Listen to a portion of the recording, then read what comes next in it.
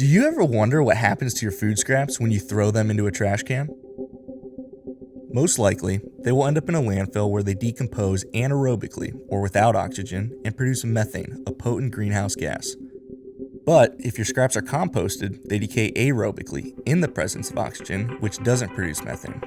For some, a backyard compost pile is a perfect solution, but for those who live in large cities, this option is less viable. New York, America, where we're getting food from all over the world. And for the most part, throwing it into the landfill is kind of wasting a resource that we've used so many resources to bring into the country. For us to actually take those resources in the form of bananas, avocados, to take those resources and recycle them, keep that local, reduce the amount of trucks it takes to actually move this material around, and create a resource such as compost, which is going to help us grow a more diverse variety of food in the city, we can actually reduce the environmental toll of all of this food waste that we have. The difference between majority of compost sites in the city and this compost site is that we don't use any fossil fuels, and we're the largest in the United States that runs on renewable resources, which means no fossil fuels being burned on the site, machines actually turning windrows. It's just people getting together as a community and getting this work done in the most environmentally friendly way. Woo! Woo! One day he was calling me fossil fuel. I like the thought of taking care of everything in your community. I try to do my part whenever I can. This mound was built about a week ago. It's probably 140, 150 degrees right now. And if we don't turn it, it'll just get hotter and hotter and it'll run out of oxygen. So this is still brand new. The reason why it's so much heat is because there's so much organic matter to break down. The things that have like a lot of cellulose, like corn, mango pits, eggshells, those things break down in the later stages of the compost. And if they don't break down, they just become a part of the structure. So you want to just... Yeah, I guess I should ask you about the technique first before I start messing. Basically what you want to do, add it to this edge right here. So you want to aim for right here. All right. What we're trying to do is we're trying to extend that ridge. All right? And you do that for a couple years and you start to do things like this. And How hot did you say this gets? it gets all the way up to 160 degrees. Woo. In the wintertime, it's the steam that brings volunteers. Yeah, I bet. They're like, what are you doing?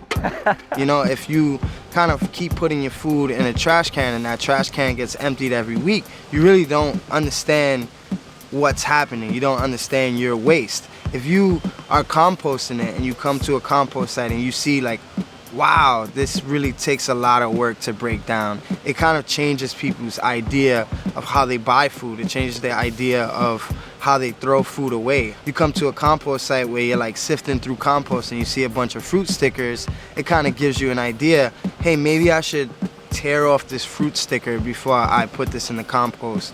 Maybe I should buy a little bit less lettuce if I'm not gonna use it all. Maybe I'm buying too many onions or buying too many potatoes.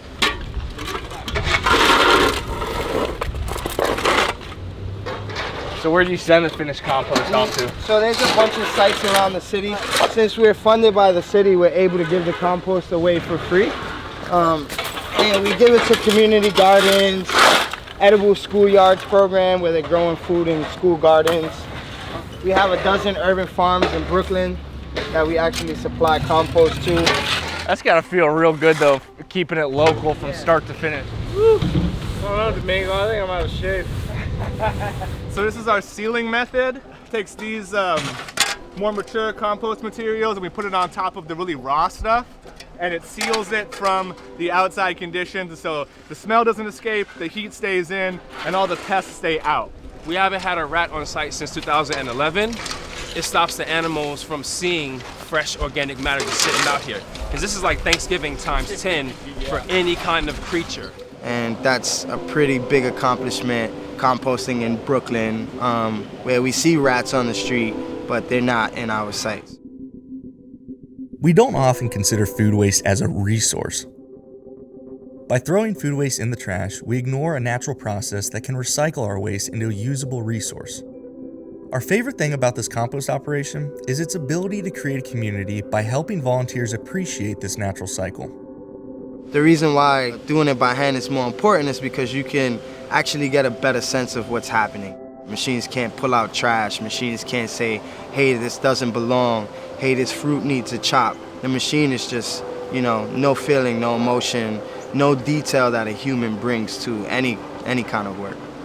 A site like this is very educational, and there's sites all around the world that come to study this site to see what we're doing so they can bring it back to their systems. And that really just makes it worthwhile to know that we're creating a difference not only by diverting the food scraps that we divert and turn it into a resource, but by educating people so that they can do the same thing that we're doing on their own scale. It's hard work, but what makes it worth it is the people, actually seeing the interest in the people, seeing the community that's made. This guy's got new muscles, man. I'm noticing that chest right there. Okay. I guess You guys out here for brunch? Is that what I hear? Thank you, fellas. Yeah. We gotta do that. Thank you, bro. Next time. Absolutely.